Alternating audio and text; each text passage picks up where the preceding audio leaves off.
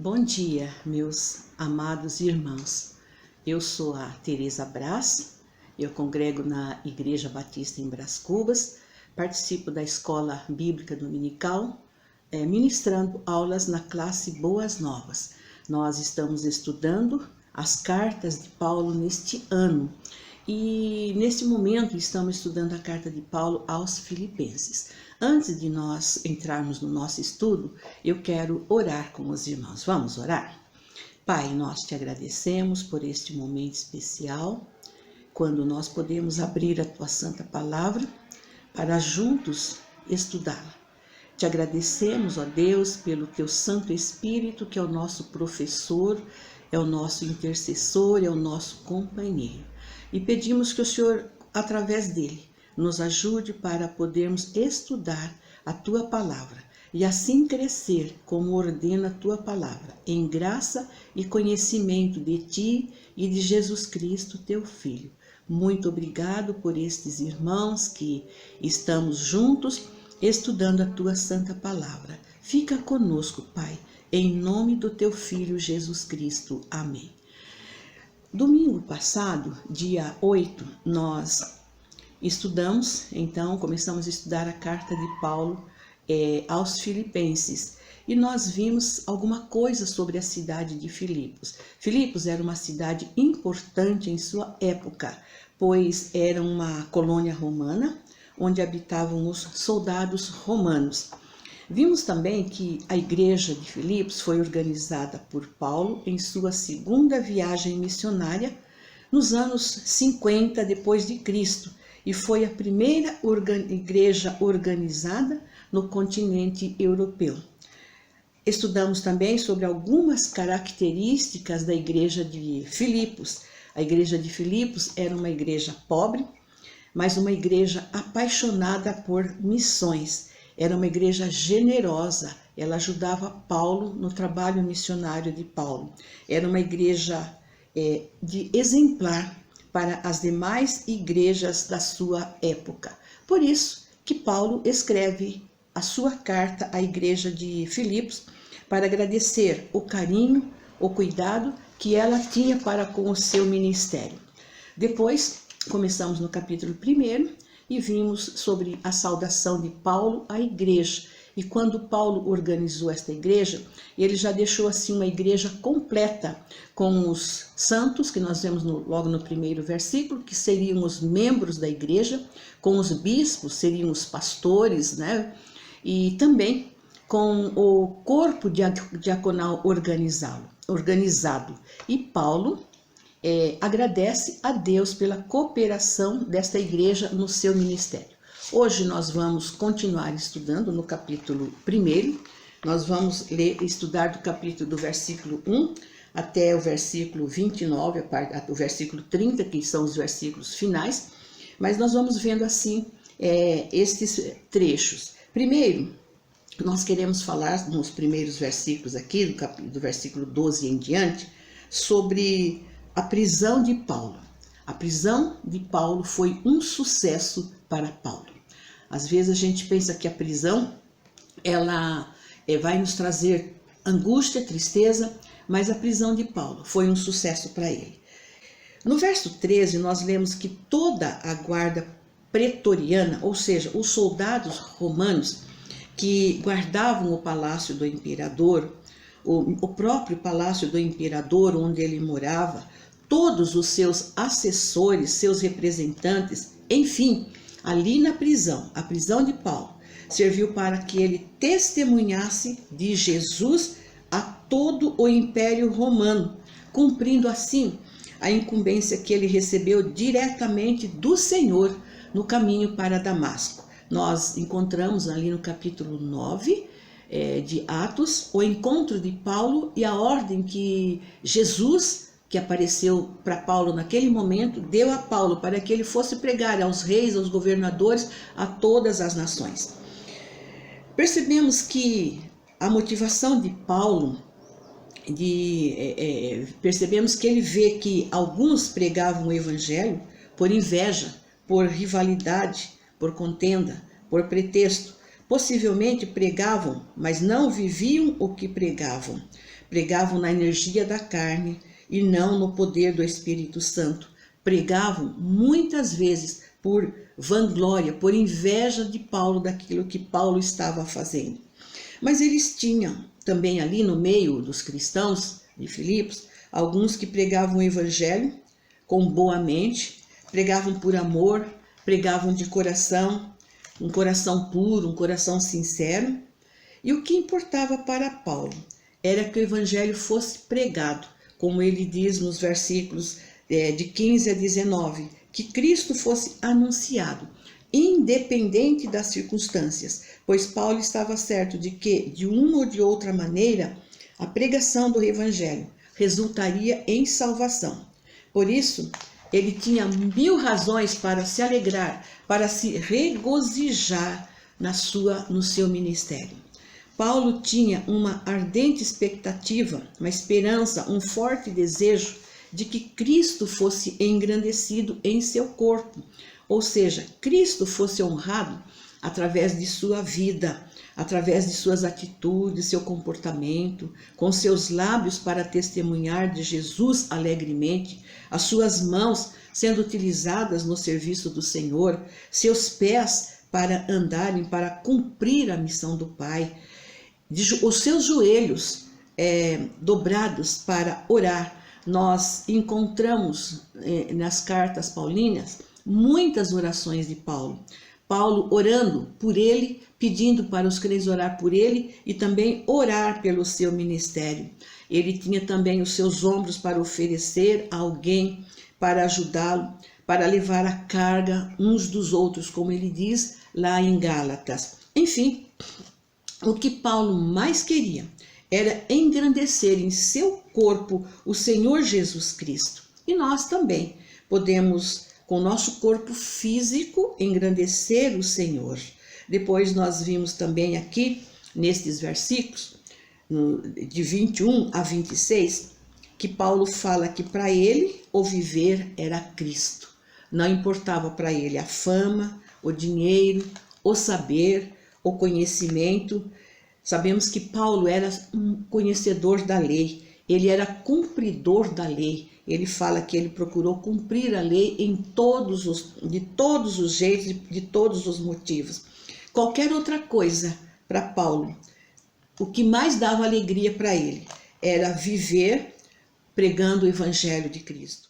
Veremos agora, então, no capítulo 2, dos versos de 1 a 18, a exortação de Paulo, baseada no exemplo de humildade de Cristo e também no seu sacrifício. Nosso maior exemplo é Cristo. No versículo 1, nós encontramos 4 vezes a palavra se. Eu vou ler o versículo que diz assim, capítulo 2, versículo 1. Se há alguma exortação em Cristo, se há alguma consolação de amor, se há alguma comunhão de espírito, se algum entranháveis afetos de compaixão. 4 vezes Paulo escreve se há. Primeiro nós vamos pensar e ver o que essa palavra se, por que Paulo repete esta palavra se 4 vezes? Ela não expressa dúvida quanto ao exemplo da vida de Cristo, que nós estamos vendo agora aqui, Jesus como nosso modelo, como nosso exemplo. Mas ela expressa a humildade de Cristo, como veremos nos versículos seguintes. Este ser nos leva a considerar 4 importantes pontos da vida cristã que Paulo estava ensinando e passando ali para os filipenses. E também nos induz a ter uma vida de estreita harmonia e cooperação entre a igreja, dentro da igreja e com os irmãos. Então, o primeiro se há alguma exortação em Cristo, ou o que seria exortação? Exortar. Exortar é animar, é induzir, é orientar, é aconselhar. Sim, em Cristo e com Cristo, nós somos induzidos a servi-lo, a amá-lo. Nós somos encorajados a continuar a nossa vida. E se nós olharmos para Cristo, Cristo é o nosso exemplo de exortação. Ele nos anima, ele nos orienta, ele nos aconselha. Nós que muitas vezes não ouvimos o conselho de Cristo, mas Cristo é o nosso exemplo de exortação. O segundo C, se há alguma consolação de amor, o amor de Cristo é tão persuasivo que nos ajuda, nos leva a termos amor pelo próximo, ter um terno cuidado uns para com os outros. Foi por amor que Cristo se deu por nós. E então, se há alguma consolação de amor, nós temos a consolação de amor em Cristo Jesus. E assim podemos ser úteis na igreja para ajudar a consolar os nossos irmãos. Se há alguma comunhão do Espírito, é o Espírito Santo que nos introduz à comunhão com o Pai. Em João 4, versículo 24, nós lemos que Deus é Espírito e importa que aqueles que o adoram, o adorem em Espírito e em verdade. Assim, o nosso Espírito em comunhão com o Espírito Santo, juntos, o Espírito Santo nos leva a adorar ao Pai. Há um compartilhamento na adoração juntamente com o Espírito Santo. O quarto C, se algum entranháveis afetos de compaixão. Entranhável afeto íntimo, quer dizer afeto íntimo, algo que penetra no mais profundo do íntimo, alguém que se dedica profundamente por outro, que trata os outros como um ser humano e trata os outros com compaixão. Se nós pararmos para pensar no amor de Cristo, a compaixão que Cristo tem por nós, nós vamos perceber que realmente Ele é o nosso exemplo. É isso que Paulo então queria passar para os crentes em Filipos, essas 4 orientações que por meio do Espírito Santo e por Cristo poderiam sim ter harmonia entre eles, pois Cristo era o exemplo para eles. Então aqueles problemas de desentendimento, de desarmonia que havia na igreja de Filipos, Cristo sendo o exemplo poderia ser vencido tudo aquilo. Paulo precisava tomar uma decisão que na verdade não seria decisão dele. Ele tinha que escolher, e era uma decisão bastante difícil, decidir ficar com os filipenses para o bem-estar deles ou então partir para Cristo. Ele não pensou em si, em seu conforto, na sua felicidade, mas o que ele queria era o progresso do Evangelho de Cristo e para o bem dos filipenses, pois ficando na terra, Paulo estaria contribuindo para o progresso espiritual dos filipenses. E Paulo tinha essa confiança, que permaneceria na terra para ir ver os filipenses. Assim que ele saísse da cadeia, ele iria ver os filipenses. Nos versículos finais de 27 a 30, nós vemos aqui uma exortação de Paulo. A igreja de Filipos, como nós falamos, era uma igreja exemplar, mas ela tinha alguns problemas ali de relacionamento, de conflitos, de desentendimento entre alguns irmãos. Se vocês lerem no capítulo 4 e alguns outros versículos, nós percebemos que havia uma certa dificuldade nesta área ali na igreja de Filipos. Por isso que nesses versos e alguns versos seguintes, mais à frente também, Paulo vai escrever algumas exortações. E Paulo começa essa exortação com uma advertência. No versículo 27, nós lemos que Paulo escreve assim: vivam de modo digno do Evangelho. Para isso, para orientar os filipenses, Paulo passa 3 orientações a eles. E nós vamos ver então estas orientações para que eles pudessem viver o Evangelho digno do modo de Cristo. Primeiro, eles tinham que permanecer firmes num só Espírito, ou seja, a verdadeira essência da unidade do Espírito consiste em viver de um modo digno, tendo o mesmo sentimento, o mesmo propósito do Espírito. A segunda orientação, combatendo juntamente como uma só alma, ou seja, a unidade da alma de cada cristão para lutar juntos pela fé cristã. O cristão, ele não pode lutar contra outro cristão dentro da igreja, dentro do Evangelho de Cristo, mas ele deve se unir em espírito e em alma para lutar contra o inimigo de nossas almas, de suas almas, que é Satanás, o inimigo número 1 do cristão.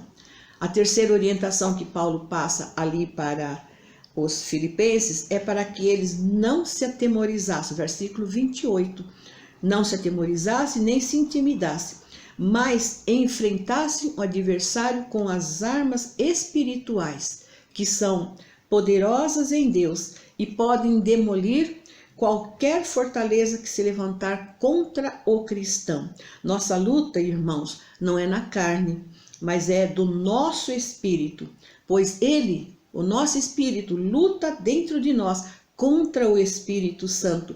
Nós podemos confirmar isso em 2 Coríntios 10, 3 a 5 e Gálatas 5, 17. Os filipenses deveriam enfrentar o adversário na confiança que Deus estava com eles. E uma vez que eles haviam crido em Jesus, eles estavam agora numa nova posição. Eles estavam nas regiões celestiais em Cristo Jesus. E por isso deveriam enfrentar, sim, os problemas, as lutas, por amor a Cristo, pois Cristo também padeceu por eles e o cristão também padecerá com Cristo. No verso 2, continuando, nós encontramos 4 vezes que Paulo escreve aqui a palavra mesmo. E nós vamos ver agora esse mesmo. O que seria esse mesmo modo de pensar? O mesmo amor? É possível cada cristão, todos os cristãos juntos, ter o mesmo amor, mesmo ânimo, pensando uma mesma coisa? É possível tudo isso? Todos nós cristãos agirmos de maneira igual? Não era isso que Paulo queria orientar os filipenses. O que ele queria dizer é que eles fossem unidos. Imagine se todos os filipenses fossem uniformes na maneira de pensar, no amor, no mesmo ânimo e na mesma coisa. Não. Como seria então a igreja de Filipe se ela fosse assim? Seria uma igreja apática, uma igreja sem vigor, uma igreja que estava vivendo na mesmice. E não era isso que a palavra de Deus nos ensina. A palavra de Deus, ela é viva e eficaz. E ela é dinâmica, ela é produtiva. E ela é a regra de fé e prática para a igreja do Senhor Jesus Cristo. Então, a igreja de Jesus Cristo é uma igreja viva, é uma igreja dinâmica. Paulo estava exortando aqueles cristãos que eles precisavam ser unidos de alma, de sentimento, do mesmo sentimento que houve em Cristo Jesus. O versículo 5 nos fala isso. Sentimento de humildade, sentimento de servo obediente. Jesus é o nosso exemplo de obediência também. Há divergência de opinião, há divergências de amor, de ânimo, de forma de pensar. Uniformidade, ela não é unidade. São diferentes. Uniformidade está relacionada com uniforme, com monotonia, coisa que se torna comum no dia a dia, ou coisa que só tem uma forma, um mesmo modelo.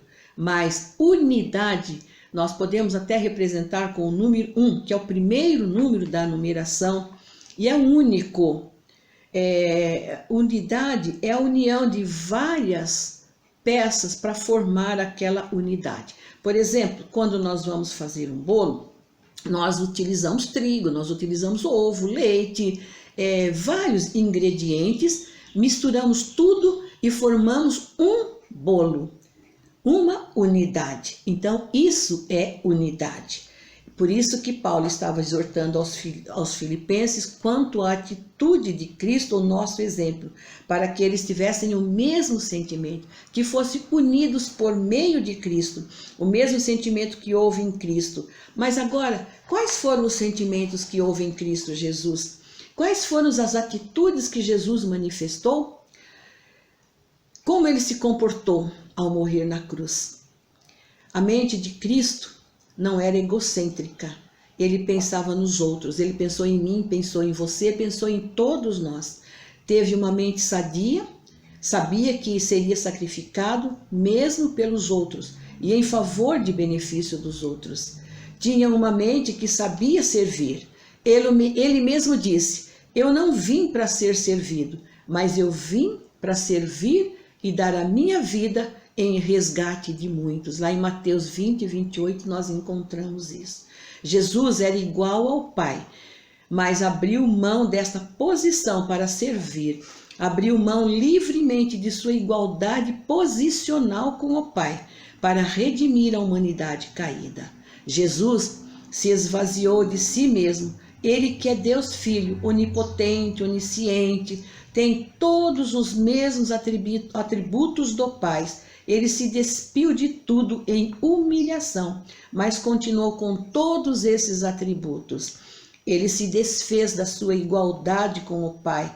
Ele ocultou a sua glória por um corpo, debaixo de um corpo humano, mas a sua glória continuou, tanto que no Monte da Transfiguração ela brilhou. O seu rosto resplandeceu como o sol, suas vestes tornaram-se brancas como a luz. Nós encontramos isso tanto em Mateus quanto em Lucas, nós encontramos esta afirmação. Hoje nós estaremos encerrando o nosso estudo e domingo que vem nós continuaremos, se Deus permitir, estaremos juntos novamente estudando. Deus abençoe e um bom domingo a todos.